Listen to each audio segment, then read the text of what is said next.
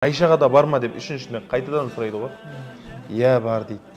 Жақсы, онда барамыз дейді да. Періштелердің өзі салауат айтады. Сен Құдай тағаланың алдында қымбатсың дейді ғой. Адамдар негізі пайғамбарға салауат айтпайды. Бұл адамдардың бәрі әулие болып кетті ма? Себебі ол қияметте нұр болады дейді.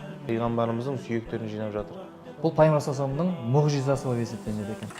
Ассалаумағалейкум, құрметті мұсылман бауырлар. Михраб Тревел ұйымдастырған бүгінгі алғашқы подкастымыз. Жалпы осы подкасттың бүгінгі Нұр-Мүбарак университетінің түлектері екі қонағымызда. Жалпы бірінші ұстазымыз Шыңғыс Оңғарұлы, екінші ұстазымыз Аяз Адамхан. Жалпы осы подкастта ұстаздар қош келдіңіздер. Жалпы пайғамбарымыз саллаллаху алейхи вассаламға байланысты болады бұл подкаст. Жалпы соңғы бір жылда пайғамбарымыз салауат айту деген көп ұласып кетті. Не үшін біз пайғамбарымызға салауат айтуымыз керек? Бисмиллахир-рахманир-рахим. Алхамдулиллахи раббил аламин. Вал ақибату лил-муттақин. Вассалату вассаламу аля расулиллахи Мухаммад ва аля алихи ва асхабихи аджмаин. Ассаламу алейкум рахматуллах. Құрметті Алланың сүйікті құлдары. Не үшін пайғамбарымызға саллаллаху алейхи ва саллям салауат айтуымыз керек деген сұрақ қойылды. Ең бірінші біз бауырлар жақсылап түсініп алуымыз керек. Алла Тағаланың қасиетті кітабында, Алланың Құранында пайғамбарымызға салауат айту жайында бұйырған, яғни бұйрық жайында. Ол қалай десеңіз, Бисмиллахир-рахманир-рахим. Инналлаха ва малаикатаху юсаллуна аля наби. Расында Алла Тағаланың өзі пайғамбарға салауат айтады. Құдайдың өзі пайғамбарға салауат айтады.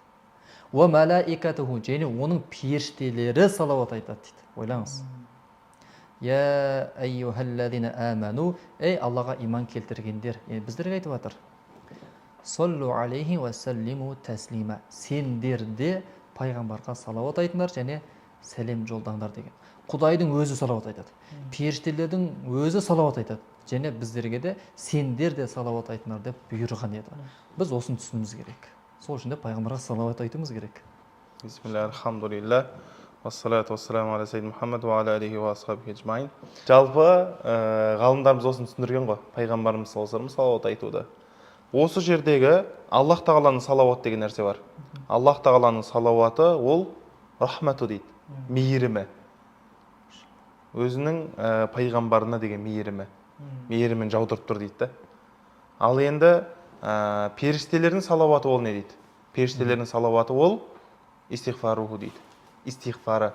Ол үшін пайғамбар үшін кешірім сұрауы. Ал енді адамдардың салауаты ол дұға. Адамдар негізі пайғамбарға салауат айтпайды. Адамдар салауатты сұрайды Құдай Тағаладан. Себебі адам салауат айтатын болса, пайғамбарымыздың дәрежесін түсіреді. Ал салауаттың өзінің мағынасы да бар ғой. Аллахумма салли аля Мухаммад. Аллахым пайғамбарымызға салауат нәсіп етші. Салауат нәсіп етші. Салауат айтшы. Соны қарасақ, енді мынандай нәрсе бар. Осы аят түседі ғой. Бисмиллахир-рахманир-рахим. Инналлаха ва малаикатаху юсаллуна аля наби, я айюхаллазина аману, саллу алейхи ва саллиму таслима. Ей иман еткен пенделер, расында Алла және оның періштелері пайғамбарына салауат айтады. Ей иман еткен пенделер, сендер де пайғамбарларыңа салауат пен сәлем жолдыңдар. Енді осы аят түскен уақытта сахабалар сұрайды ғой, я Расулалла, біз сізге қандай салауат айтық дейді. Қандай салауат ұнайды сізге деген кезде пайғамбарымыз саллаллаху алейхи ва саллям әртүрлі варианттарын айтқан негізі. Соның біреусі мынау Ибрахимия салауаты бар, біз намазда әрдайым оқиды. Аллахумма салли аля Мухаммад ва аля али Мухаммад, кама саллайта аля Ибрахима ва аля али Ибрахим, иннака хамидун маджид. Осының Аллахумма барик екеуін айтқан. Аллахумма салли және Аллахумма барик айтқан. Және отбасына да салауат айтуды сұраған пайғамбарымыз саллаллаху алейхи ва саллям. Ал енді одан кейінгісі бұл салауаттың үкімдері бар, білеміз. Дәл осы аяттан ғалымдар үкім шығарады. Енді жалпы салауат парыз болады, уәжіп болады, айту, сүннет болады. Абдулла Сироджуддиннің кітабында келтіреді. Дәл осы салауат айту парыз болады. Ол қай кезде десе, адам баласы өмірінде бір рет айту. Әрбір адам баласына. Саған намаз қалай парыз болынды, сол сияқты бұл салауат айтуда бір бөлек парыз. Ал енді оған қандай дәлел десе, дәл осы аят. Я аyyuhallazina аману саллу алейхи ва саллиму таслима. Ей иман еткен пенделер, сендер де пайғамбарларыңа салауат мен сәлем жолдаңдар дейді. Дәл осы аяттан ғалымдарымыз келтіреді, бұл адам баласы өмірінде бір рет айту парыз дейді, салауатты. Сол үшін негізі біз ең болмаса бір парызын мойнынан түсіріп, білмейтін бауырыңа салауат үйретіп қоюымыз керек негізі. Ал енді одан кейін салауаттың уәжіп орындары бар. Ол қандай кезде десе, адам баласы пайғамбарымыз саллаллаху алейхи вассаламның атын естіген уақытта салауат айту керек. Өйткені айтты ғой, сараң деген кім деген кезде, менің атым аталған кезде маған салауат айтпаған адам нағыз сараң адам деді. Және менің атым аталған кезде сендер салауат айтыңдар дейді. Пайғамбарымыз саллаллаху алейхи вассаламның бұйрығы да бұл. Осы жерден ғалымдар айтады, осы Абдулла Сироджиддиннің кітабына келтіреді, бұл салауаттың уәжіп орны дейді. Ал одан кейін 20 сүннет орнын келтіреді. 20 жерде салауат айту сүннет болады дейді. Енді негізі одан да көп ол, бірақ 20-сын келтіріп қойғанда дәлелімен. Соның бірі намаз уақытысында, жоқ, азан айтылғаннан кейін салауат айту сүннет болады дейді. Оған бәріміз естіп жүрген хадис, пайғамбарымыз саллаллаху алейхи вассалам айтты ғой, сендер азаншыны естейтін болсаңдар, дәл азаншы айтқандар айтыңдар деді. Содан кейін барып салауат айтыңдар дейді. Салауат айтыңдар. Одан кейін барып маған уәсиланы сұраңдар дейді. Ал уәсила дегеніміз ол жәннаттағы Құдай тағаланың бір құлына деген бір орын. Мен үміт етем сол адам екендігіме дейді да. Сол адам болуды үміт етем дейді. Және кімде-кім маған салауат айтып сол уәсиланы сұрайтын болса дейді, менің оған қияметте шапағатым халал болады дейді. Халал болады деген, мен шапағат жасаймын ол адамға деп отыр. Ал одан кейінгісі жайма-жайма келтіре береді, екі дос мәселесі. Құдай разылығы үшін жиналған екі дос бір-бірімен жолығатын болса салауат айтсын дейді. Пайғамбарымыз саллаллаху алейхи вассалам айтады ғой, екі бір-бірін жақсы көретін бауыр жолықса дейді, екеуі бір-біріне қарап салауат айтатын болса дейді.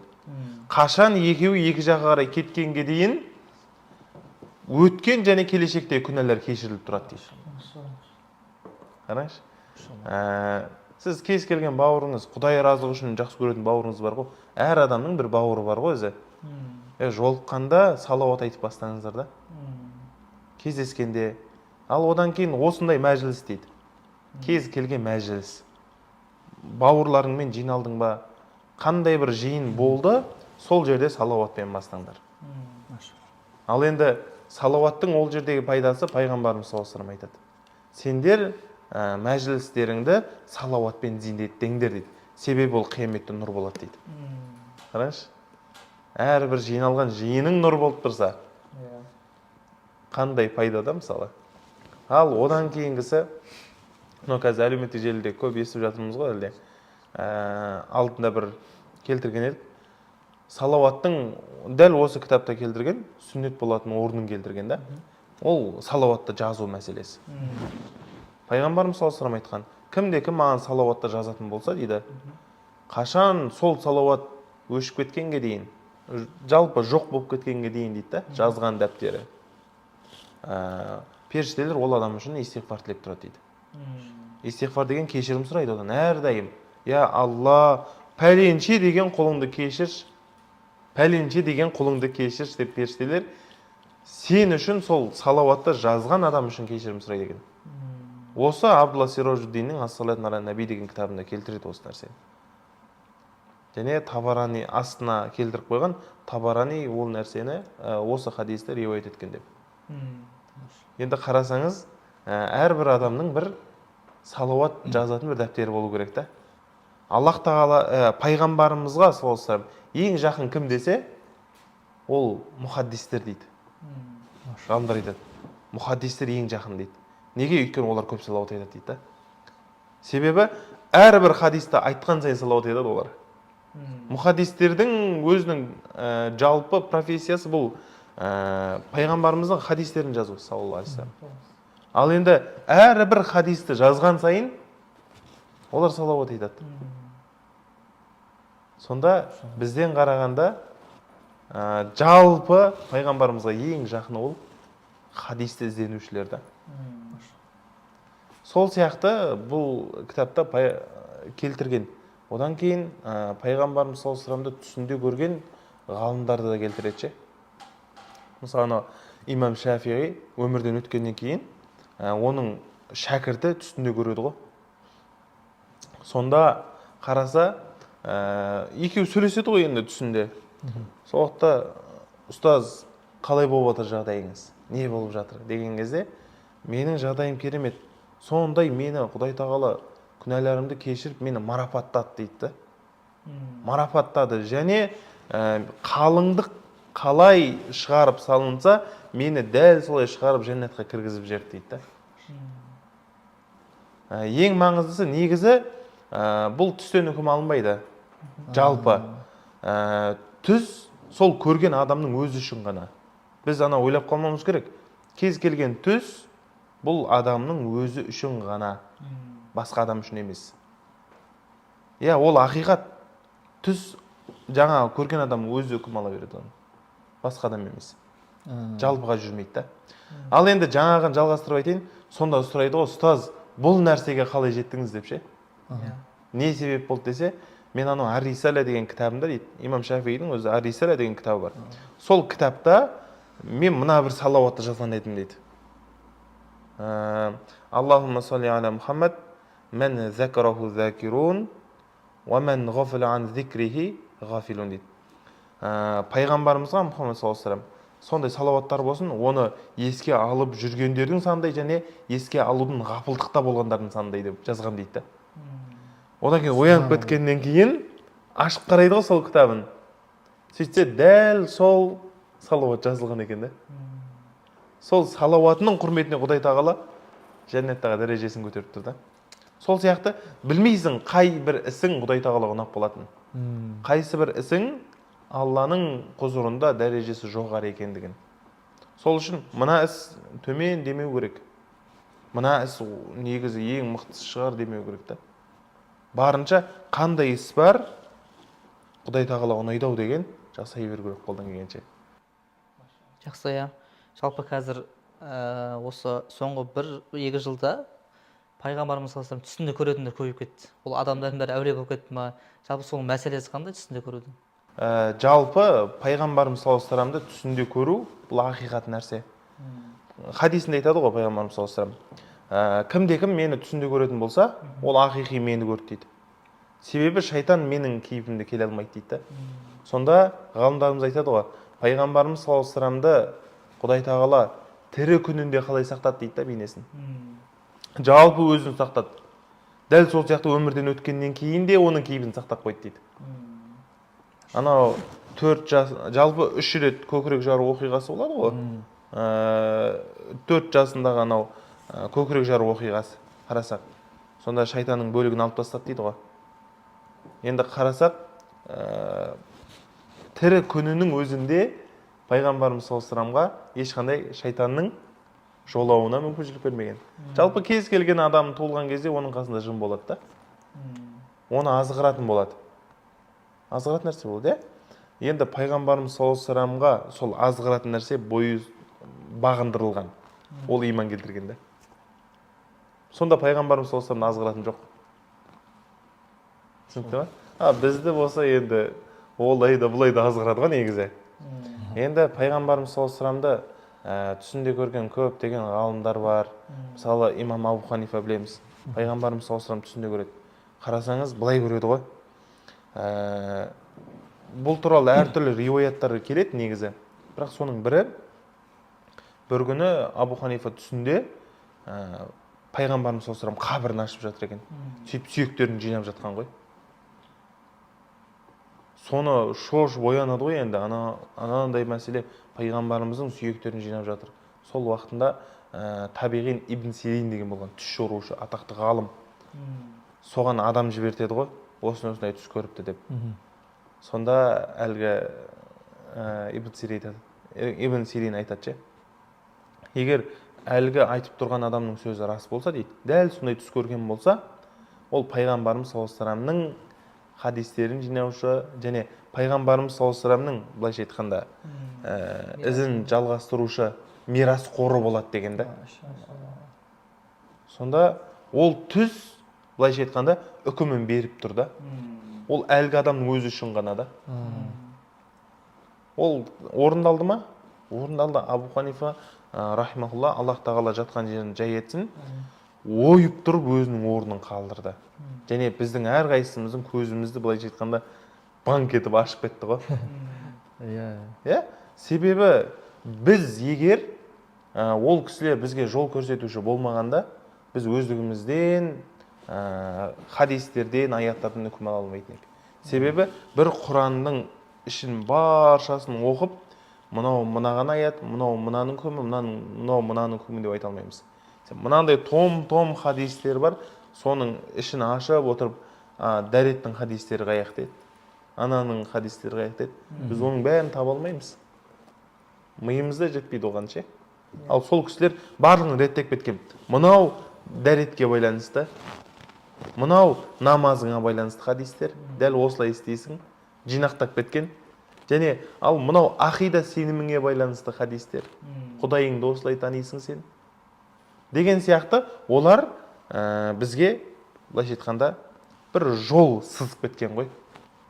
Құдай тағалаға жақындайтын. Ұстазға бір сұрақ қойсам дедім, ұстазға. Жалпы пайғамбарымыз саллаллаху алейхи вассаламды жалпы сахабалар олар қалай жақсы көрген? Пайғамбарымыз саллаллаху алейхи вассаламның сахабалары қалай жақсы көрген? Пайғамбар саллаллаху енді сахабаларының қалай жақсы көргеніне қатысты өте көп деген оқиғаларды айтсақ болады. Бірақ мен сіздерге Пайғамбар саллаллаху жан жолдастарының бірісі Абу Бакр радиаллаху анху, жәннатпен сүйіншілеген сахабаның қалай жақсы көрген оқиғасын бір айта кетейін. Пайғамбар саллаллаху Меккеден Мединеге Абу Бакр екеуі хижрет жасайды. Сол кезде Медине қаласына жақындаған кезінде бір шатырды көреді. Барса, ол жерде бір әйел кісі болады. Сөйтеді, ол әйел кісіден сұрайды, сізде ішетін сүт бар ма дейді. Бізде ешқандай да суда жоқ, осы сүтте жоқ. Өйткені қойларымыз бар еді, қалғандары өрісте, ал қалғандары көтерем. Ол сүтте шықпайды оған, зорға жүр дегендей. Сөйтеді, кәне маған көрсетші дейді Пайғамбар саллаллаху алейхи вассалам. Сөйтеді, оған барады да Пайғамбар саллаллаху алейхи вассалам оның желін ұстап, оны сабады. Сол кезде ол ыдыс бетімен толады екен ғой. Бұл Пайғамбар саллаллаху алейхи вассаламның мұғжизасы болып есептелінеді екен. Сол кезде қараңыздаршы, Абу Бакр Сыддық Пайғамбар саллаллаху алейхи вассаламды қалай жақсы көргендігін осы жерден білуге болады екен. Арабша мәтінде былай деп айтылады. Шариба, Пайғамбар саллаллаху алейхи вассалам ішті дейді сол кезде. Хаттар тауайту. Яғни қараңызшы, мен қанғанша ішті деп пайғамбарымыз айтып тұр.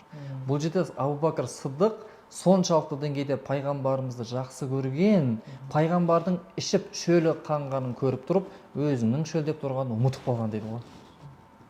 Соншалықты, яғни пайғамбарда барлығы жақсы болса, болды да, мен жақсымын. Пайғамбардың шөлі қанса болды, менің шөлім қанды дегендей деңгейде жақсы көрген ғой. Көрдіңіздер ма? Ал біз әлбетте сахабалардың деңгейіне жете алмаймыз. Ал сахабалардың Абу Бакр Сыддық радиаллаху анху жан жолдасының пайғамбарға деген махаббатын осы бір оқиғадан білуге болады шығар деп айта болады да. Жалпы шыңғыс ұстаз, сіз қалай айтар едіңіз, сахабалар пайғамбарымызды қалай жақсы көрген? Енді бәрімізге мәлім ғой, біз сахабалар сияқты жақсы көре алмаймыз пайғамбарымыз саллаллаху алейхи вассаламды. Ол мүмкін де емес. Ал енді ол кісілер пайғамбарымыздың табанына кіргендіктен менің маңдайыма қадалсын деген да. Тіпті кезінде мүшриктер қатты қинады ғой. Сен мынау дінінен шығып Мұхаммедтің дінінен шығам десең болды. Ол сені қинап жатыр ма деп қаншама нәрселер айтылды ғой. Егер саған келіп жатқан азап дейді да, сол Мұхаммедке болғанын қалайтын бедің. Қаласаң, солай, егер қалайым десең босатам деген сияқты айтады. Сол кезде менің пайғамбарымыз саллаллаху алейхи вассаламның табанына кірген тікен менің маңдайыма кірсін деді. соншалықты қатты жақсы көрген. машалла, керемет. Жалпы пайғамбарымыздың кезінде жаңа айттыңыз ғой, сүт жайлы деген сияқты. Жалпы пайғамбарымыздың бір сүйікті тағамы болған ба? Ол қандай болған? Енді пайғамбарымыз саллаллаху алейхи вассаламның өз жеген тағамдары бар. Негізі асқабақты жақсы көрген шай. Асқабақ. Ана Анас ибн Малик айтады радиаллаху анху. Пайғамбарымыз саллаллаху алейхи вассаламға марақ алып келеді. Марақ деген ол еттің сорпасы. Соның ішінде асқабақтар да болады ше. Сонда пайғамбарымыз саллаллаху алейхи вассалам асқабақтар теріп жеген ғой. Соны жегенін көріп дейді да, мен де асқабақты жақсы көріп кеттім содан кейін дейді. Пайғамбарымыз саллаллаху алейхи вассалам жақсы көргенінің өзін жақсы көру біздің оған деген махаббатымыз ғой. Енді қарасақ, одан бөлек небір тағамдар бар. Мысалы, уксус деген дүние бар. Жалпы осы оңтүстікте, басқа жақтарда білмеймін. Жалпы басқа жақтарда қоспайды. Көп жерде қоспайды. Жалпы оңтүстікте самса болсын, мантыге болсын, уксус қосып ішеді. Бәріміз солай өстік қой негізі. Міндетті түрде уксус қосады. Бұл да бір сүннеттің бір несі да, бір бөлігі. Егер соған сүннет мақсатымен ниет етсең. Ниетке байланысты. Бәр нәрсе иннамал амалу бинният деді ғой. Амалдар ниетке байланысты деп. Сонда бұл пайғамбарымыз саллаллаху алейхи вассалам хадисі бар. Ниамал идами аль-хал деген. Бұл анау уксус дегенде не деген керемет дәмдеуіш деп айтқанда. Керемет дәмдеуіш деп уксусты мақтап кеткен. Сол сияқты пайғамбарымыз саллаллаху алейхи вассалам мысалы сусыннан, салқын сусын жақсы көрген. Одан кейін алдында да айттық, нәбиз деген нәрсе бар. Нәбиз деген ол бір сусын, дәл осындай пайғамбарымыз саллаллаху алейхи вассалам өзінің тостағаны болған. Соған азанда құрма, не болмаса мейіз, сол сияқты затты салады. Содан кейін су құяды, бетін жауып қойып қояды. Дәл сол асыр намазында ішетін болған екен. Дәл осылай ішіп көріңіздер, біз істеп көрдік қалай. Жамағатқа да бердік. Ал енді асыр намазында дайындап қоятын болған, оны таң намазында ішеді. Өте керемет болады дәмі. Бұны Анас ибн Малик радиаллаху анху өзі дайындап беріп жүретін болған. Және сүт ішетін болған, оны бәріміз білеміз, сүт жақсы көретін болған. Және бір несінде айтады ғой, мынау тағамның да, судың да орнын сүт сияқты еш нәрсе баса алмайды дейді. Қарасақ, сондай нәрселерде бар да. Негізі марақ дегеннен шықты ғой. Алдында айтып жүрміз ғой, бір күні пайғамбарымыз саллаллаху алейхи вассаламға парсылық сондай сорпа дайындап қойды, дайындатты, марақты дейді. Еттің сорпасын жасайды. Пайғамбарымыз саллаллаху алейхи вассаламға арнап. Сол кезде, я Расулалла, жүрсеңізші, тамақ дайындап емес, сізді қонақ етейін деп. Сол кезде Айшаға да бар ма деп сұрады ғой. Жоқ деді. Онда бармаймын деді. Сөйтіп кейіннен тағы келді екінші деді. Я Расулалла, жүрсеңізші тамаққа. Айшаға да бар ма деді. Жоқ деді. Онда бармаймын деді. Үшіншісінде қайттан келді. Я Расулалла, қонаққа жүрсеңізші шеге. Айшаға да бар ма деп үшіншісінде қайтадан сұрайды ғой. Я бар дейді. Жақсы, онда барамыз дейді да. Сосын орнынан тұрып кеткен екен. Қарасаңыз, пайғамбарымыз саллаллаху алейхи вассалам бұл әйелдердің дәрежесін түсірмеген. Құқығын таптамаған. Жалпы ислам бұл әйелдің дәрежесін түсірмеген ешқашан. Ислам келумен әйелдің дәрежесі көтерілген. Дәл осы хадистен көп деген нәрселер алуға болады да. Пайғамбарымыз саллаллаху алейхи вассалам жалпы әйелдеріне қалай қарағандығын алсақ болады. Оларды өзіне қалап тұрған нәрсесін, өзіне жақсы көрген нәрсесін, оған да жақсы көру деген дүниені алсақ болады. Дәл осыған байланысты, енді ғалымдардың қаншама шарықтары, түсіндірмелері бар ғой, бұл мәселеге байланысты. Айта берсек енді көп, иншалла. Иншалла. Жалпы ертең арғы дүниеде пайғамбарымыз саллаллаху алейхи вассалам 70 мың адамға шапағатшы болады. Сол кезде пайғамбарымызбен бірге болу үшін не істеу керек? Бұл өмірде пайғамбарымыз саллаллаху алейхи вассаламмен бірге болу, ол кісінің қасында жүру бізге нәсіп болмады. Бірақ пайғамбарымыз саллаллаху алейхи вассаламның хадистері бар, ертең арғы өмірде бірге болуға мүмкіндіктер бар бізге, иншалла. енді оған қатысты өте көптеген хадистер бар. Мысалы пайғамбар көптеген салауат айту және пайғамбар сүннеттерін тірілту деген сияқты. Мысалы өліп қалған, қияметке жақындаған кезде жоғалған, ұмытылып қалған сүннеттер тірілтуді мысалы соншалықты деңгейде оның үлкен сауап, және ертең қияметтің күнінде пайғамбармен бірге болуға септігін тигізетін амалдар. Енді пайғамбарның өмірінен, сахабаларынан бір оқиға келтірсем, пайғамбар сахабалары үлкен сахабалар болды. Анау Меккелік кезеңнен бастап иман келтірген, одан Меккеден Мединеге көшкен, одан кейін жас сахабалар болды, кейіннен ислам қабылдап. Мысалы сол жас сахабалардың ішіндегісі Саубан радиаллаху анху болды. Саубан радиаллаху анху бір күні пайғамбарға жылап келеді ғой. Пайғамбарға жылап келеді де: "Я Расулалла, я Аллахтың елшісі, біз анау Абу Бәкір сияқты, Омар сияқты емеспіз иманымыздың деңгейі. Бірақ біз олардың деңгейінде емеспіз. Ертең олар жәннатта ұлы дәрежелерде, ұлы мекендерде болған кезде біздің яғни азғантай иманымызбен және азғантай амалымызбен төменгі дәрежеде болып қаламыз ғой. Ал сіз анау Фирдауста ұлы мекенде болған кезде біз басқа жақта болып қалатын болдық қой" деп арғы дүниесін уайымдап жылаған екен де. Сонда пайғамбар Мұхаммед саллаллаху алейхи ва саллям мынандай бір әдемі бір сөз айтқан екен. Саубан радиаллаху анхуды жұбату мақсатында қараңызшы. Әл-мар'у ма'a мән ахаб деген екен. Сонда Саубан радиаллаху анхудың қуанғаны соншалықты, исламға келгеннен кейінгі естіген сөздеріміздің ішіндегі ең жақсыларының бірі осы болды деген екен да. Бұл сөздің мағынасы адам өзінің сүйіктісімен бірге болады деген екен. Яғни қараңызшы, әркім өзінен сұрақ қойыңызшы, сұрақ қойыңызшы, кімді қатты жақсы көреміз мысалы да? Мысалы пайғамбарымыздың бір хадисі бар: "Мені өздеріңнен, ата-аналарыңнан, жер бетіндегі бүкіл адамзаттан артық жақсы көру керексіңдер" дейді. Сонда пайғамбарды жақсы көрудің өзі, және пайғамбарды құр жақсы көру емес, пайғамбарымның жаңағы сүннетін амалға асыру, соған еліктеу, барынша пайғамбар сияқты болуға тырысу, пайғамбарымыздың сүннетін тірілту деген сияқты амалдардың барлығы иншалла ертең қияметтің күнінде пайғамбарымыз саллаллаху алейхи ва салламмен бірге болуға септігін тигізетін амал екен. Бұл өмірде көре алмасақ та иншалла ақиретте бірге болуымызды нәсіп етсін. Енді дәл осыған байланысты бір жас баланың, жас сахабаның оқиғасы бар ғой. Ол пайғамбарымыз саллаллаху алейхи ва саллямның қызметінде болады да.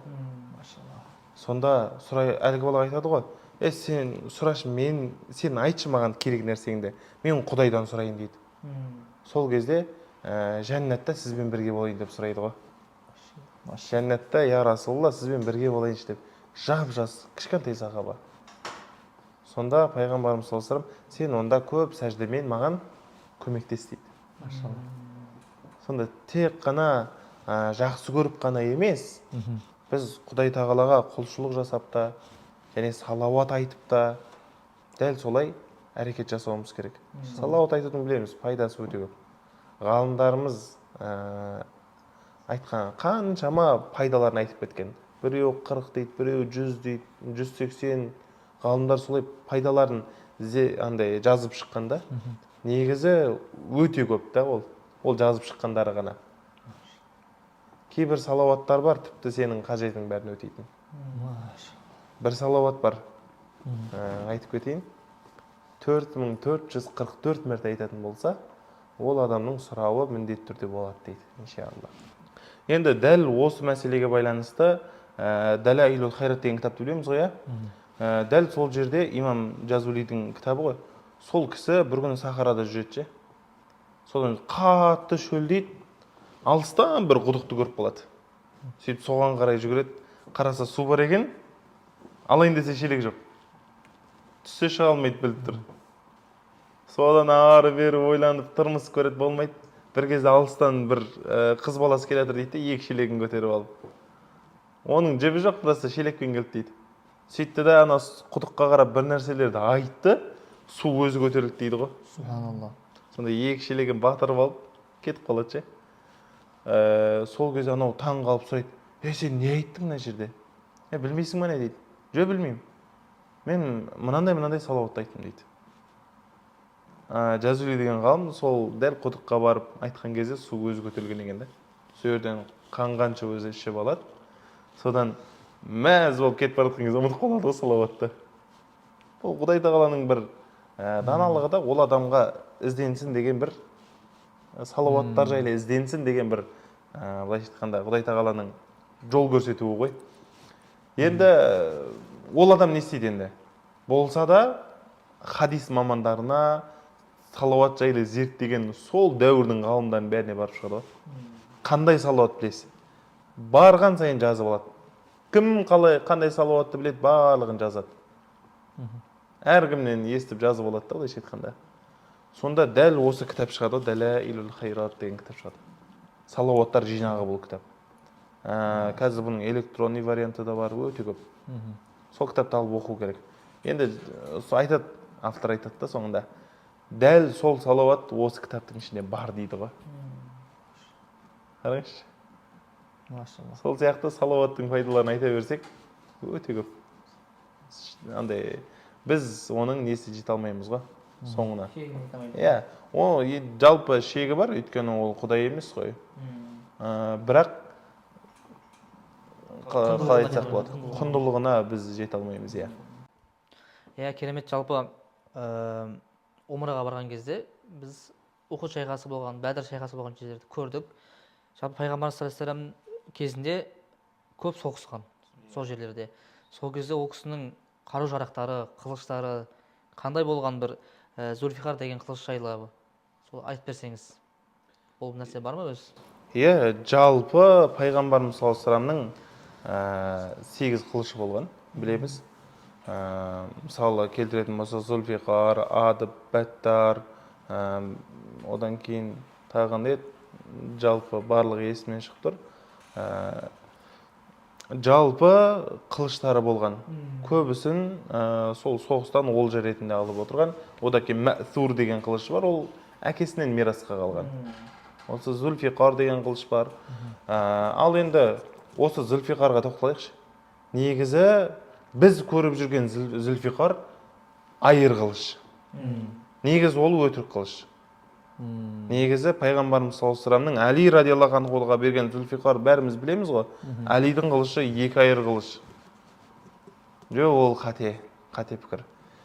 Жалпы мынандай болған. Білеміз, Омар радиаллаху анху таң намазға шыққан уақытында Файруз бар ғой, Абу Лу'луа. Сол барып қанжармен Омар радиаллаху анхудың бір 4, бір риуаятта 6 жерінен пышақ сол қанжарды сұқты дейді. Соның себебінен радиаллаху анху өмірден озады. Ал енді қарасақ, сол қанжар ұшы айыр болған екен ғой. Ал енді Омар радиаллаху анхуды негізі көпшілік шейіттер ұнатпайды.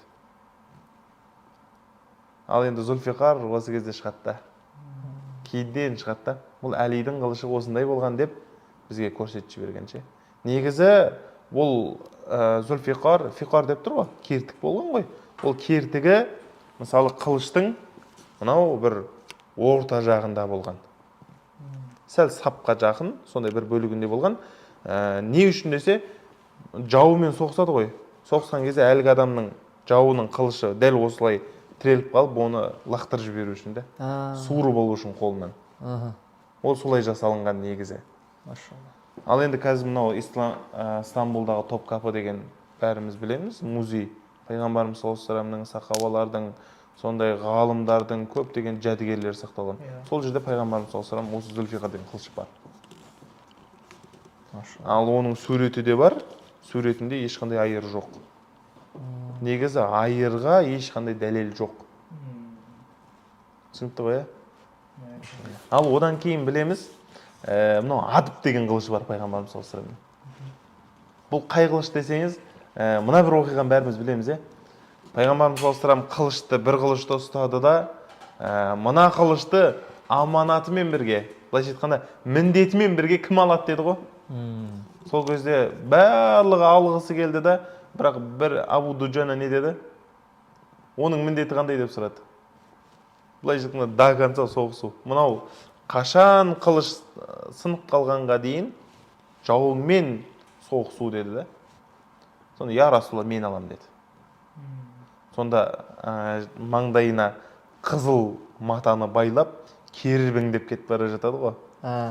пайғамбарымыз саллаллаху алейхи бір сахаба айтты, негізі мынау дәл осындай соғыста болмаса Құдай тағала дәл бұл жүрісті ұнатпайды деді. Бірақ соғыста жауының былайша айтқанда мысын басу үшін тәкаппарланып жүруге жауға қарай болады екен да. Дәл осы қылыш адып деген қылыш. Машалла. Аяз ұстаз, бағана Әбу Бәкір сахаба туралы айттыңыз. Жалпы пайғамбар саллаллаху алейхи вассалам ол жақын досы болған, иә? Қазір қоғамда енді әр адамның өзі жақын бір досы бар ғой. Пайғамбарымыздың сол жақын досы Әбу Бәкір туралы айтып берсеңіз.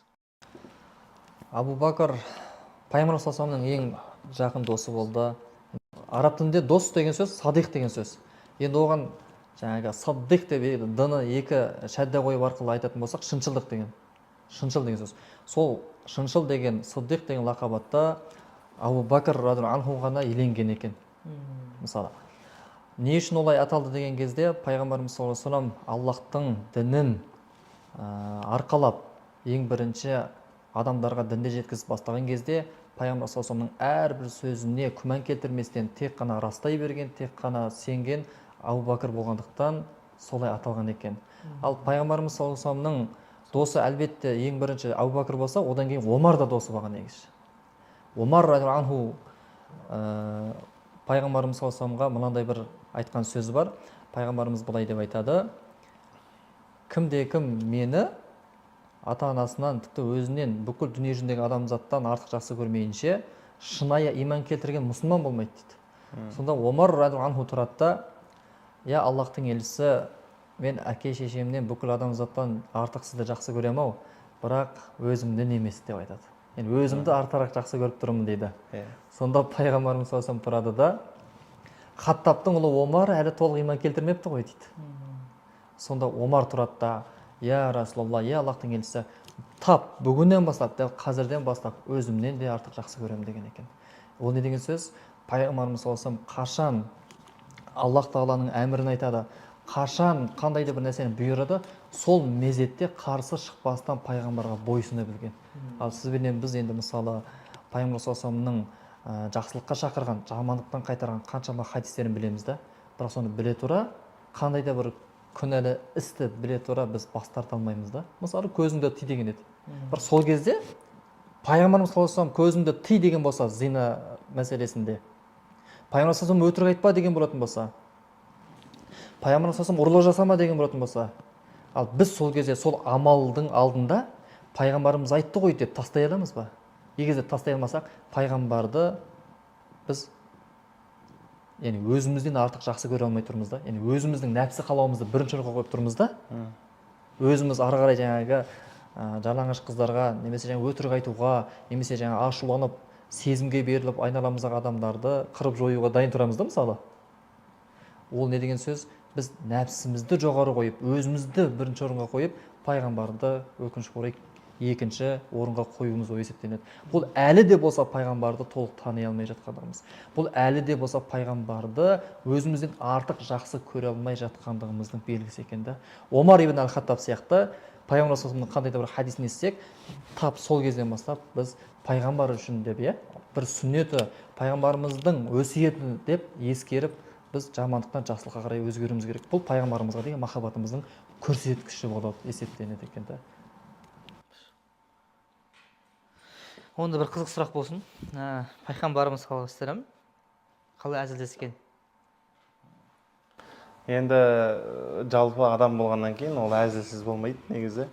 Ал енді пайғамбарымыз саллаллаху алейхи вассалам ол жалпы көбінесе күлген кезде жымиған дейді. Қатты күлмеген да. Қарқылдап күлмеген ғой. Қарқылдап күлмеген, жымиып қана қоя салған дүниелік мәселелерге. Ал енді күлген мәселелері бар. Оны қазір иншалла аспай айтып берем. Жалпы ақыреттік өзінің үмметінің бір жағдайы тураланса, сол нәрсеге күлетін болған. Қазір шынайы жүректен де. Ал енді әзілдесуге келетін болсақ, пайғамбарымыз саллаллаху алейхи вассалам бір әзілдеу мына бір оқиғасы бар. Бір күні бір адам жолаушы келеді. Я Расулалла, маған бір мініс көлік беріңізші дейді.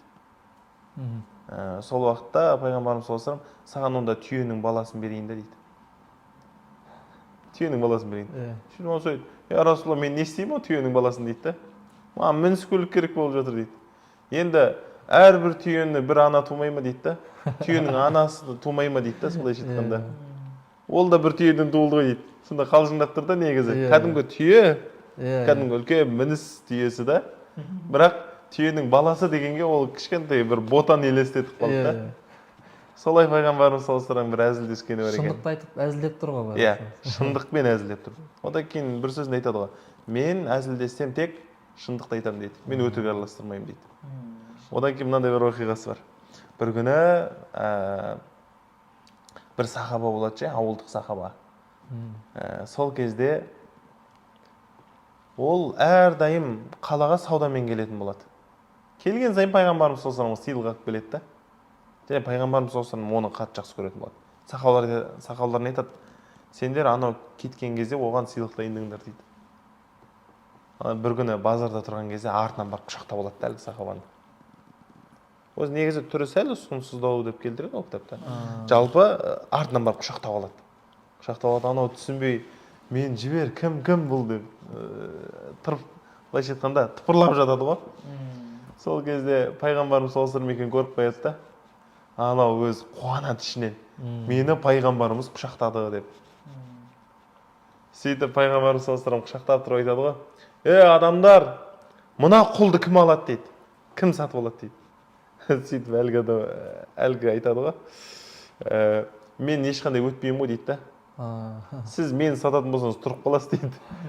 Мен қымбат емеспін ғой, мен арзан кетемін бәрібір дейді. Сол кезде пайғамбарымыз саллаллаху алейхи айтады да, сен Құдай тағаланың алдында қымбатсың дейді ғой. Сонда адамдардың назарын әлгі адамға аударып тұр да негізі. Сен ол мәселе түрде емес. Ол пайғамбарымыз саллаллаху алейхи хадисінде айтты ғой. Аллах тағала сендердің түр әлпеттеріңе, бет пішіндеріңе, сендердің былайша айтқанда жисімдарыңа, еш нәрселеріңе қарамайды. Құдай тағала сендердің амалдарың мен жүректеріңе қарайды деді. Сонда әлгі адамның дәрежесін көтеру мақсатында қалжыңдаған екен да. Адам бір жағынан қалжыңдады, бір жағынан әлгі адамның былайша айтқанда дәрежесін көтерді. Барлығы әлгі адамды көрген кезде пайғамбарымыз елестетеді да қалжыңдаған. Сол сияқты пайғамбарымыз саллаллаху алейхи вассалам да қалжыңдаған оқиғалар болған. Аястаз жалпы сүннет амалдар көп. Оның күнделікті біреуін істеп жатса, біреуін істей алмай жатамыз. Жалпы сүннет амалдар тәрк ету ол қалай болады? Пайғамбарымыз саллаллаху алейхи вассаламның сүннет амалдарын тәрк ету мәселесі. Ғалымдар мына бір оқиғаны келтіреді. Білесіздер, жаңағы ең бірінші соғыс Бәдір шайқасы болды ғой, одан кейінгі Ухуд шайқасы болды, білесіздер. Ана Мединеге барған кезде Ухуд тауына барамыз, сонда шахид болып кеткен сахабалардың мазараттарын көреміз, білесіздер, иә? Сол Ухуд шайқасында пайғамбарымыз саллаллаху алейхи вассалам мүшриктермен қарсы соғысатын кезде 70 сахабаны садақшы сахабаларды таудың үстінде күзетіп тұруға қойып қояды, арнайы садақшыларды.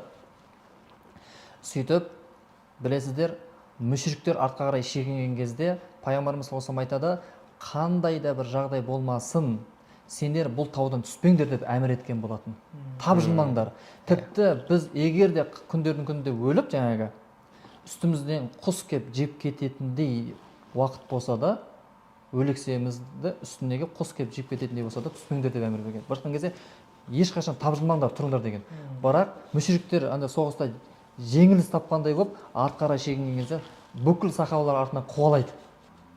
Сонда таудың басына тұрған садақшы сахабалардың өзі нәпсіге ерік беріп, таудан түсіп жүгіріп кеткен екен да. Сонда білесіздер, мүшриктер арт жақтан келіп соққы береді де, ана 70-тен аса сахабаны, садақшы сахабалар сол жерде қырып салады, шахид болып кетеді, білесіздер. Соның мазараттары Ухуд тауының жанында бар. Енді осы бір оқиғаны келтіреді де ғалымдарымыз айтады, қараңыздаршы. Пайғамбар Мұхаммед саллаллаху алейхи вассаламның аузынан шыққан бір ауыз сөзді, таудан түспеңдер, тұрыңдар деген бір ауыз сөзді тәрк етіп, төмен түскендігі себепте ол кісілер шахид болып кетті, яғни жан тәсілім қылды. Ал біз күнделікті өмірде пайғамбар саллаллаху алейхи вассаламның қаншама өсиетін, қаншама сүннетін тәрк етіп жатырмыз деп мысалға келтіреді де, онда біздің халіміз не болмақ деп түсіндіреді ғой. Яғни біз пайғамбар саллаллаху сүннеті, пайғамбар саллаллаху хадисі деген сияқты нәрсеге немқұрайлықпен қарап жатамыз көп жағдайда. Мысалы тамақ ішкен кездегі, үйге кіргендегі, шыққандағы, әйелімізбен болған, адамдармен болған қарым қатынас мәселесіндегі, киім кигендегі деген сияқты бүкіл жүріс тұрысымыздағы сүннеттер бар ғой пайғамбар саллаллаху соның қаншауын істеп жатырмыз мысалы, және қаншауын тәрк етіп тастап жатырмыз. Көп адамдар мысалы бастырып қалдым, жаңағыдай ауырып жатырмын, басым ауырды, неше түрлі қорқынышты түстер көремін дейді.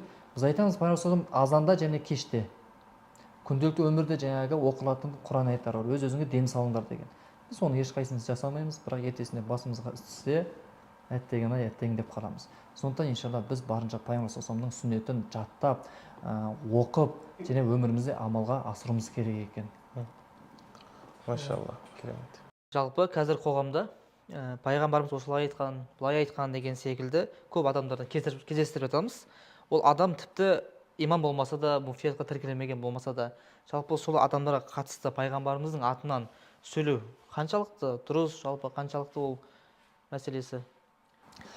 Пайғамбарымыз саллаллаху алейхи уассаламның артынан жалған сөйлеу. Мысалы көптеген осы әлеуметтік желіде, Инстаграм болсын, WhatsApp желілерінде болсын, пайғамбар былай айтқан екен, пайғамбар бүйтіп айтқан екен. Мысалы Рамазан айы жақындап келе жатыр. Мысалы Рамазанның қашан келетіндігі жайында кімде-кім бірінші сүйіншілесе осынша сауап болады екен, осынша жәннат болады екен деген сияқты неше түрлі хабарлар тарап кетеді, білесіздер ме? Бірақ оның бәрі тоқымақ хадистер. Яғни өтірік, пайғамбар айтпаған. Пайғамбар мүлдем олай айтпаған. Мысалы қыз бен жігіттің арасында қарым-қатынасқа қатысты да неше түрлі өтірік сөздер әлеуметтік желіде көріп қаламыз. Құрметті Алланың сүйікті құлдары, біз қаттырақ айтамыз, ескертіп айтамыз. Пайғамбарымыз саллаллаху алейхи мынандай бір хадисі бар. Егер де пайғамбарымыз саллаллаху алейхи уассаламның атынан мен айтпаған нәрсені айтты десе, мен істемеген нәрсені істеді десе, онда ол адам қазірден бастап шұңқыр қазып қойсын, ол шұңқырға ертең барып өзі түседі деген екен. Яғни ол пайғамбар саллаллаху алейхи атынан жалған сөйлеу, Алла сақтасын, дозаққа апаратын нәрсе екен да. Сондықтан біз пайғамбарымыз саллаллаху алейхи айтқандай, кімде-кім сөйлесе жақсы сөйлесін, немесе үндемесін дейді да. Сондықтан шынымен де Алланың сөзі ма, шынымен де пайғамбарымыз солай айтқан ба, біз соны анықтап болуымыз керек. Әлеуметте жүрген неше түрлі сөздерді пайғамбарымыз айтты екен деп жан-жаққа тарата беру, бұл Алла сақтасын өте ауыр күнәлардың қатарынан болып есептелінеді. Пайғамбарымыз саллаллаху алейхи бір хадисінде былай деп айтады: «Кафа бил мар'i кадибан айюхаддису бикулли ма сами'a». Қараңыздаршы, естіген әрбір сөзін айта беретін адам дейді, өтірікші болуға жеткілікті деген екен да. Сондықтан мен кеше Инстаграмдан көрдім, кеше телевизордан көрдім, кеше біреуден естідім, біреу сөйтіп айтты деп естіген әрбір нәрсеңізді айта бермеңіз. Өйткені ол өтірік болуы мүмкін. Немесе кейбір адамдар бір жерден естіп алады да, екінші бір адамға барғанша ұмытып, қосатынын қосып, кейбір жерін алып, сөзді бұрмалап жіберуі мүмкін да. Ал біз оны анық-қанығына жетпестен, яғни көпшілікке таратып жібереміз да. Бұл өте қауіпті мәселе болады екен. Сондықтан қандай да бір адам хабар жеткізсе, оны анықтап алмайынша, шын ба, өтірік па, шынымен де пайғамбардың сөзі ме, соны анықтап алмайынша біз барынша сақ болуымыз керек. Әйтпесе Алла сақтасын, оның кесапаттары өте көп екен. Дәл сол сияқты мынау өзіне тозақтан орын дайындасын деген хадис бар ғой. Дәл сол сияқты мынандай не бар ше. Жақында бір хадисті оқыдым. Сол жерде айтады: кімде-кім келген уақытында ол үшін тұрғанын қаласа дейді. Мысалы, мен мына жаққа кіріп келе жатырмын, сіздердің тұруларыңызды мен қаласам, жақсы көрсем дейді. Ол адам өзіне тозақтан орындайын дей берсін дейді. Қараңызшы. Мысалы, кез келген беделді адам барлығы мені тұрып күтіп алсын деп шынайы жақсы көріп сол нәрсені істейтін болса, Құдай сақтасын, осы нәрсеге кіріп кетеді екенше. Бірақ бұған қазір мұғалімдерге құрмет ретінде тұру мәселесі бар ғой, бұлар кірмейді деген ғалымдар. Анау ұстаздарға құрмет деген нәрсе бар ғой, солай тұруды келтірмейді. Анау Шамаил Мұхаммадияда келеді, жалпы сахабалар айтады: біз пайғамбарымыз саллаллаху алейхи келген кезде біз тұрмайтынбыз дейді. Немесе тұруға ең лайықты болған пайғамбарымыз да. Біз тұрмай отырып амандасатынбыз дейді. Себебі пайғамбарымыз саллаллаху алейхи тұрып амандасуды ұнатпайтын дейді. Ал бір хадисте пайғамбарымыз саллаллаху алейхи бір сондай өзін жақсы көретін адамның келген кезде өзі тұрып амандасатын деп келеді. Бірақ өзіне тұрғанды жақсы көрмейтін. Иншалла бұл негізі ескеретін дүние. Сол үшін жүрегімізді әрдайым тазалап отыруымыз керек. Ниетіміз қай жаққа баратыр, не нәрсе, соның бәріне бір қарап қою керек иншалла. Шыңғыс, жалпы осы өмірге келген соң адам басына сынақ беріледі. Сол сынақ не үшін беріледі? Жалпы бұл сынақ деген бұл тұздық қой. Жалпы адам баласы өмірге келгеннен кейін міндетті түрде сыналады. Әр түрлі сынақ келуі мүмкін. Құдай тағала айтты ғой, وَلَنَبْلُوَنَّكُمْ بِشَيْءٍ مِنَ الْخَوْفِ وَالْجُوعِ وَنَقْصٍ مِنَ الْأَمْوَالِ وَالْأَنْفُسِ وَالثَّمَرَاتِ وَبَشِّرِ الصَّابِرِينَ. Біз сендерді міндетті түрде сынаққа аламыз деді. Болды. Ол адам міндетті түрде сынаққа алынады. Өмірге келдің ба, демек сен сынаққа тартыласың. Әр түрлі кез келген сынақ. Отбасыңнан, ата-анаңнан болуы мүмкін, туған туысқандардан болуы мүмкін. Не болмаса, біреуі жұбайынан болуы мүмкін. Не болмаса, біреуі жұмысынан болуы мүмкін. Әрдайым сынақта. Неге? Өйткені сен өмірге сынақ үшін келгенсің, Құдайыңды тану үшін келгенсің сен. Былайша айтқанда фильтрдан өту үшін келгенсің да сен. Енді сол жерде келтіреді. Бір адамдарды қорқынышпен сынаймыз, бір адамдарды аштықпен сынаймыз, бір адамдарды мал мүліктерінің азаюымен, бір адамдардың егіндерінің азаюымен, бір адамдарды көз көріп жүрген адамның араларынан кетуімен сынаймыз дейді. Сол сияқты әр түрлі сынақ. Өмір майдан сынақ алаңы да. Және қарасақ, сол кезде сабыр еткендерді Құдай тағала айтады, ей Мұхаммед, сол адамдарды сүйіншіле дейді. Сүйіншіге нағыз лайықты болған адамдар дейді да. Осындай қайсы бір сынақ келді ма басыңа, сол кезде сабыр ет. Біз Алладан келдік, біз Аллаға қайтушымыз. Болды. Басқа еш нәрсе керек емес. Себебі өмірге келгеннен кейін кез келген адам сыналады. Басыңызға әйтеуір бір Құдай тағала бір сынақты береді. Ал енді сынақты біз жаман нәрсе деп қабылдамауымыз керек та. Сынақ десе біз ой бір тек жаман нәрсе елестейді да. Жалпы ғалымдар сынақ келмесе қорқатын болған. Субханалла. Мені Құдай тағала ескертмей қалды ма деп. 40 күн бойы сынақ келмей қалса, мысалы, қатарынан. Құдай тағала мені ескертмей қалды ма? Неге маған сынақ келмей жатыр деп қорқа бастағанда. Демек мен бір нәрсем дұрыс емес деп. Қараңызшы, сол сияқты кез келген адам басына сынақ келеді ол. Осы қарасақ, мынау көптеген адамдар айтып жатыр, мен намазды бастаған кезде ләззаты бөлек еді деп ше. Рахат, кәдімгідей намаздың сондай ләззатын сезетінмін қазір жоқ дейді ғой. Енді мынандай нәрсе болуы мүмкін да, Құдай тағала саған басында енді бастаған кезде сондай намаздың ләззатын, дәмін сездіріп қойды. Өмір бақи оны өмірдің соңына шейін намаздан іздесін деп. Қараңызшы. Машалла, машалла. Сен әрбір намаз оқыған сайын сол басындағы ләззатты іздейсің да. Сол сияқты намаз бізді тазалайды. Және де оның ерекше сезімі бар. Оны бірақ сезінгендер сезінеді. Бірақ әрдайым ете бер, әрдайым құлшылық жасай бер, әрдайым Құдаймен байланысың болсын. Одан кейін өткенде бір жігіт келіп айтады, мынау бір Сүлейменші танысымыз бар дейді да. Сол айтады дейді. Біз 2 сағатымызды құлшылыққа арнаймыз. Сен не сонда Құдайыңа 2 сағатыңды арнай алмадың ба дейді. Зікір айтамыз отырып алып, секіріп дейді да. Сонда мен айтып жатырмын да ананша, сен 2 сағат арнайсың ба деп. Біз 24 сағат құлшылықтамыз деп. Қалай дейді да. Жалпы біздің тұрсақ бисмилля, Аллах тағаланы мақтау мадақпен, пайғамбарымызға салауат айтумен, жүрсек бисмилля, киім кисек бисмилля, оның арнайы дұғалары бар. Білеміз ғой. Ал одан кейін тамақ ішсек бисмилля. Жалпы киімді алған кезде, бұның Құдайдың разылығы үшін деп аламыз да. Әрбір кигенін құлшылықта иншалла. Осы мен киіммен дінді жеткізем, және әулетімді жабам. Және де, Алла, өзіңнің жолыңа пайдалы бір іске киіп баруымды, соған бір септік болуы нәсіп етші. Сенің жүрген жүрісің де сауап. Ол да бір зікір. Былайша айтқанда, жалпы белгілі бір осы уақытта ғана мен Құдайды еске аламын, қалған уақытта бос жүрем деген дүние болмау керек та. Сен Құдаймен байланысың 24 сағат болу керек та. Ұйықтасаң да дұғалармен ұйықтайсың. Жатқан кезде, я Аллах тағала, мен ұйықтаймын, және осы ұйқы маған күш болып ертең сенің разылығың үшін бір іс істеуімді нәсіп ет. Жалпы мына нәрсені бұлай түсінбей қалмауымыз керек та. Дінге қызмет ету деген тек қана мешітте қызмет ету емес. Жалпы солай түсініп қалмауымыз керек.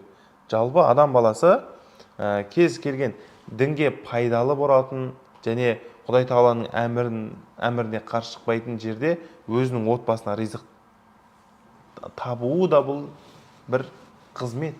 Құдай жолында деп аталады мұның өзі. Себебі Құдай тағала саған отбасыңды аманат етіп берді. Ал енді сен соны аманатқа қиянат жасамау үшін оны асырайсың. Дұрыс па? Ал енді сен үйден шығып бара жатқан кезде Құдай тағала маған аманат еткен отбасыға мен ризық табамын деп шықсаң, өмірден өтіп кетсең шағид боласың иншалла. Фисабилля, Аллах тағаланың жолында болады да. Себебі сен Аллах тағаланың әмірін орындап жатсың ғой. Сол үшін үйден шыққан кезде де ниетің туырлап шығу керек та. Я Аллах тағала өзің разылығың үшін деп ше. Сонда көп жерде осы ниет рөл ойнайды ғой негізі ше. Енді әр адам әр түрлі сыналады. Рас қой. Бір адамдарға сондай жаңа айтқанымыздай отбасынан сынақ келеді. Бір адамдар күйеуінен зәбір шегеді.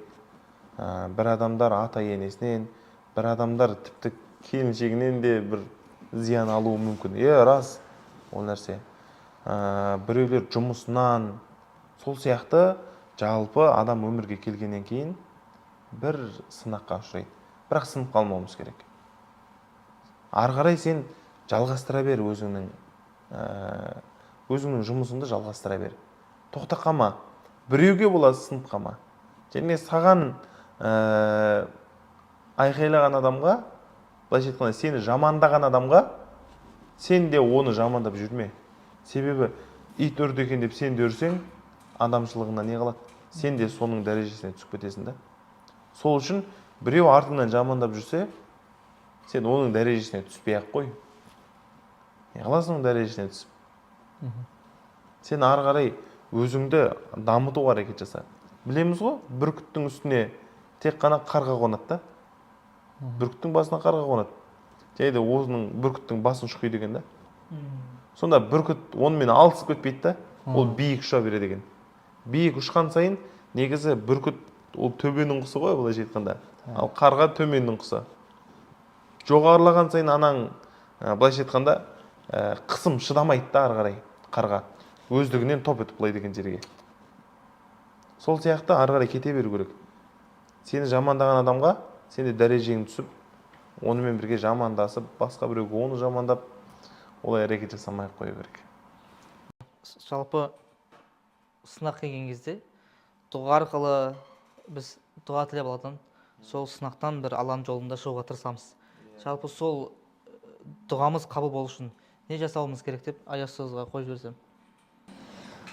Жасаған дұғамыз қабыл болу үшін көптеген пайғамбар хадистер бар. Мысалы Саад ибн Аби Вақас радиаллаху анхуға мынадай өсиет еткен. Оны Саад радиаллаху анху өзі келіп сұрайды ғой: "Я Расулалла, мен дұғам қабыл болсыншы, менің дұғам қабыл болсыншы" деген кезде мына тамағынан адал ас өтсін деген екен ғой. Қараңшы, адал ас ішудің өзі дұғаның қабыл болуына септігін тигізеді екен да. Ал біз жеп жатқан тамақтарымыз бен ішіп жатқан сусымызды қарамаймыз, құрамында не бар, не жоқ. Мысалшы, сөйтеміз де ертесіне біз дұғам қабыл болмады деп жүреміз мысалы. Бұл Саад ибн Аби Вақасқа айтылған бір өсиеті. Енді қараңыздар, тағы да дұғаның қабыл болатын уақыттары бар, мекендері бар, және әдептері бар. Енді осы әдептеріне қатысты бір оқиғаны айтайыншы, бір мысалы. Бір қауым кісілер бүйтіп айтады. Мысалы біз дұға жасаған кезде қолымызды жайып дұға жасаймыз ғой. Сол кезде біріншіден қолыңызды жая салысымен "Ей Құдай маған бер, ей Құдай маған бер" деместен алдын дейді. Ең бірінші әлемдердің Раббысы болған ұлы Алла Тағаланы мақтау, ұлықтау дейді. Өйткені Алла Тағала Құранда айтады: "Удъу бил асмаил хусна". Алла Тағаланың көркем есім сипаттарымен дұға жасайды деген аят бар. Алла Тағаланың Ар-Рахман, Ар-Рахим, Әл-Малик, Әл-Қуддус, Әш-Шафи, мейірімді, кешірімді, шифа беруші, естуші, көруші, ар-раззақ, ризық беруші деген сияқты сипаттарын айтасыз да, ең бірінші Алланы ұлықтайсыз. Одан кейін барып Алланың ең сүйікті құлы болған, адамзаттың асылы болған пайғамбарымыз Мұхаммед саллаллаху алейхи вассаламға салауат айтасыз дейді. Әдептерінде. Бірінші Аллах тағаланы ұлықтайсыз. Одан кейін барып пайғамбар саллаллаху алейхи вассаламға жақсылап тұрып салауат айтасыз дейді. Одан кейін барып өзіңіздің жаңағы мұқтаждығыңызды, керек затыңызды сұрайсыз. Ал сұраған кезде не сұрайсыз деген кезде пайғамбар саллаллаху алейхи вассалам дұға жасаған кезде ұялмаңыз. Аяқ киіміңіздің бауына дейін сұрасаңыз болады дейді пайғамбар саллаллаху алейхи вассалам. Сондықтан Аллах маған машина бер, маған жаңағы үй бер, үйленгім келеді деген сияқты сұрай береді екенсіз да. Бірақ шарттары, әдептері бойынша жаңағы Алланы ұлықтау, одан кейін пайғамбарға салауат, одан кейін мұқтажыңды сұрайсың дейді да. Бітірген кезде де қараңызшы, әумин Аллаху акбар дей салмастан алдын, одан кейін тағы да Алланы ұлықтап, одан кейін тағы да пайғамбарға салауат айту бітіруін айтады. Неге деген кезде ғалым кісілер айтады, басы қалай басталды? Алланы ұлықтап, пайғамбарға салауат айтумен басталса, ортасында өзіңнің керегіңді сұраған болсаң дейді. Және соңында да Аллаға мақтау айтып, соңында жаңағы пайғамбарға салауат айтқан болсаң, дұғаның басы мен соңы міндетті түрде қабыл болады екен. Аллаға мадақ пен пайғамбарға салауат міндетті түрде қабыл болады. Сөйтіп Алла субханаху ва тағала сенің салауатыңды, сен жаңағы пайғамбарға айтылған салауатты қабыл етеді де, ортасындағы сен дұғаңды тастап қоймайды дейді ғалымдар айтады. Сондықтан осындай бір әдептері болады. Сондықтан иншалла осы бір амал жасасақ. Енді осы кезде айтады ғой, адал астарың адал болсын, мына нәрсе жеуге болмайды, бұл харам дүние десең, біз енді не жейміз дейді ғой. Саған көптеген сусындарды қойып қойды, неше түрлі напиткілерді қойып қойды да, дәмі деген өте керемет жемістерден жасалған керемет шырындарды беріп қойды да. Көп қой. Арақты ішпе десең, не дейді? Енді не ішеміз дейді. Мысал ретінде, арасында кейбір суларда бір, кейбір сондай өнімдерде бір әсіресе қызыл болған заттарда кармин қосылады. Именно соны айтсаң, мына кармин, бұл кармин, ол халал емес, ол харам десең, енді не ішеміз дейді. Толып тұр ғой басқасы десең түсінбейді да. Шыңғыста жалпы өзіңіздің қазір Алла елшісін көргім келеді екен, кітабыңыз жарық көріп жатыр екен. Жалпы осы кітап туралы айта кетсеңіз. Енді бұл кітап Алла елшісін көргім келеді деген, бұл кітаптың жалпы қамтыған дүниелері пайғамбарымыз саллаллаху алейхи вассалам сипаттары. Бұл бәріміз білеміз ғой, Шамаил Мұхаммадия деген кітап бар. Сол кітап имам Термизидің, сол кітап жалпы аударылды. Одан кейін Ас-салату аля наби Абдулла Сироджиддиннің кітабынан Ахкамус соля деген бапты алғанбыз. Одан кейін Суюф Расул деген сияқты әртүрлі кітаптардан жинақтадық барынша. Бұл жерге тек пайғамбарымыз саллаллаху алейхи вассаламға қатысты нәрселер, сипаттарына, және салауатқа байланысты. Одан кейін пайғамбарымыз саллаллаху алейхи вассаламды түсінде көрген ғалымдар. Сондай барынша ықшамдап халыққа түсінікті вариантта жасадық, былайша айтқанда. Енді қазіргі таңда ол муфтияттың тексерісінде, қазір тексеріс жүріп жатыр. Алла нәсіп етсе, жақын арада ол бітсе, иншалла, ол кітап жарық көреді. Халыққа тарататын боламыз, иншалла. Барынша пайдалы болады деген сенімдеміз. Аллах тағаланың сәтін салса, енді бұл кітапты басында жазған кезде мен Құдай разылығы үшін деп бастағам. Алла разылығы үшін деп бастадым. Көбінесе андай бір қорқыныш болады, мен аудара алмай қалам ба, не болмаса шығаруға көптеген қаражаттар керек. Енді көптеген нәрселер айтылды ғой, жан-жақтан жазып жатыр деген кезде. Ой, оның проблемасы көп қой кітаптың деген сияқты. Мен ол кезде бар ойымды жинадым да, мен Құдай үшін жазам. Аллах тағала ары қарай қабыл еткен болса өз шығарады. Шығатын нәрсе шығады. Мен маңыздысы мен әрекет жасадым деп тәуекелмен бастап кеткенбіз. Алланың қалауымен оның барлығы редакциясы барлығы дайын. Тек қана муфтияттың мақұлдауы ғана қалып тұр, иншалла. Ұстаз, осы орайда осы біздің көріп жатқан көрермендерге бір кітап сыйласақ, бірақ ол кітапты сыйлау үшін бір үздік комментарияны анықтап бір кітап сыйласақ, қалай қарайсыз? Проблема жоқ, иншалла. Бірінші кітабымыз жарық көріп алсын. Бірақ оған дейін сондай бір ұйымдастыруға болады. Проблема жоқ. Онда құрметті көрермендер, астына комментарий жазыңыздар. Подкаст туралы не түсініңіздер, ең үздік комментарияға шыңғыс ұстазымыздың алла елшісін көргім келеді деген кітабын сыйға тартатын боламыз. Осылай болса бүгінгі подкастымыз тәмам. Осы екі ұстазға да Алла разы болсын. Иншалла қызметтеріңіздің Алла тағала ақыретте жемісін берсін. Құрметті көрермендер, Құдай қаласа подкаст ұнаған болса төмендегі комментарияға қалдырып, каналға жазылып, лайк басыңыздар және де келесі подкасттарымызды күтіңіздер.